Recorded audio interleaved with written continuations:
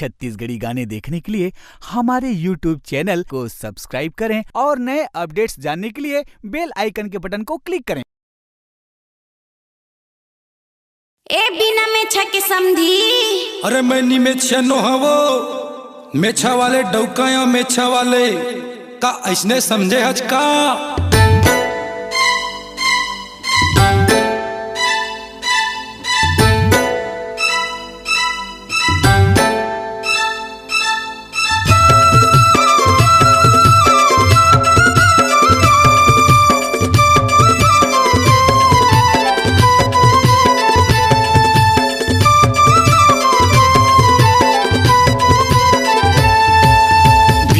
छके नोहा वो डौका, बिना में छके नोहा वो डौका, बात लते मोर सुन। अरे देख तो देख के मोला मौका, मेछा वाले हम डौका। देख देख तो मोला मौका, मेछा वाले हम डौका।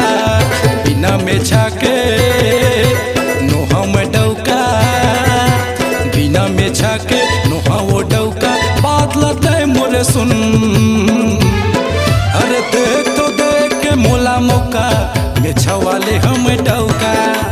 देख देख तो मोला मौका, लगा दे हम चौका।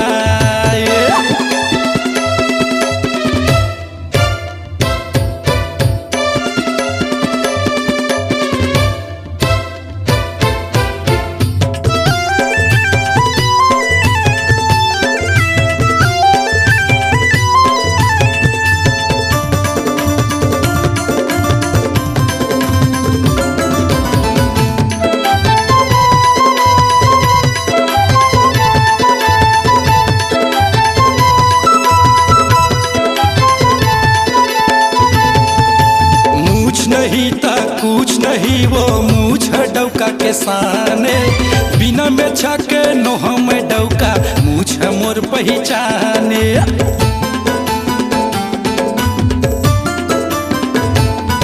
अरे मूछ नहीं ता कुछ नहीं वो मूछ डौका के साने, बिना मेछा के नोहा में डौका, मूछ मोर पहचाने। बिना मेछा के नोहा में डौका, मूछ मोर पहचाने। ए मेछा काका बाबा के, ए मेछा काका बाबा के, दादा के हवे सा। अरे देख तो देख के मोला मौका, मेछा वाले हम डौका, मेछा वाले हम डौका। देख देख तो मोला मौका, मेछा वाले हम डौका।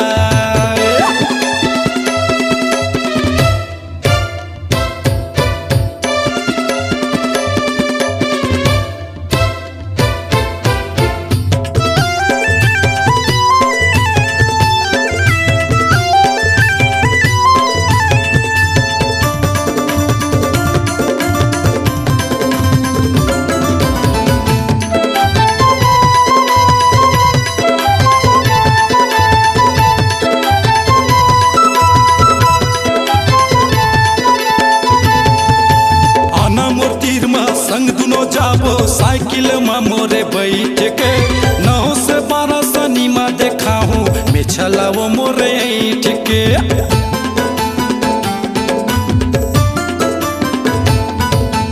आना मोर तीर में संग दुनो जाबो साइकिल में मोरे बैठ के, 9 से 12 सनीमा देखाहूँ, मेछा लावो मोरे ऐठ के।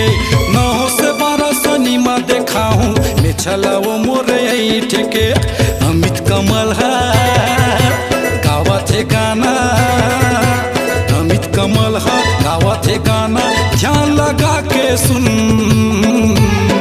अरे देख तो देख के मोला मौका, मेछा वाले हम डौका, मेछा वाले हम डौका।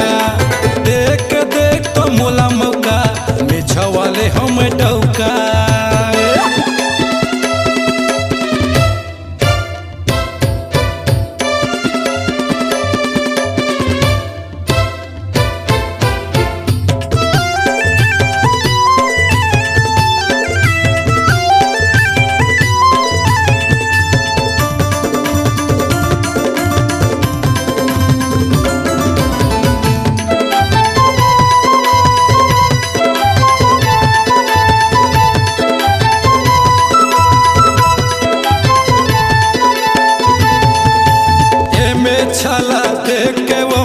कतको झन लजा जाते, मेछा वाले डौका कई के कतको झन मोहा जाते।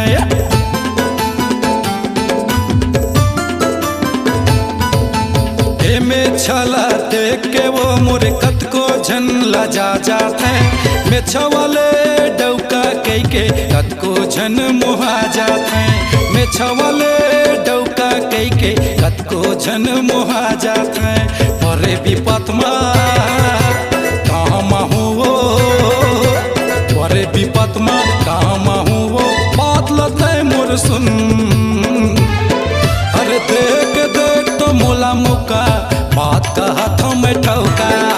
देख देख तो मोला मौका, लगा दे हमें चौका। अरे बिना में छाके नोहा वो डौका, बिना में छाके नोहा वो डौका, बात लते मोरे सुन। अरे देख देख तो मोला मौका, लगा दे हमें चौका।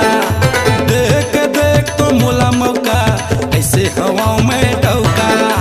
देख देख तो मोला मौका, मेछा वाले हमें डौका। वो मेछा वाले हमें डौका, मेछा वाले हमें डौका। वो बात का हाथों में ठोका, मेछा वाले हमें डौका।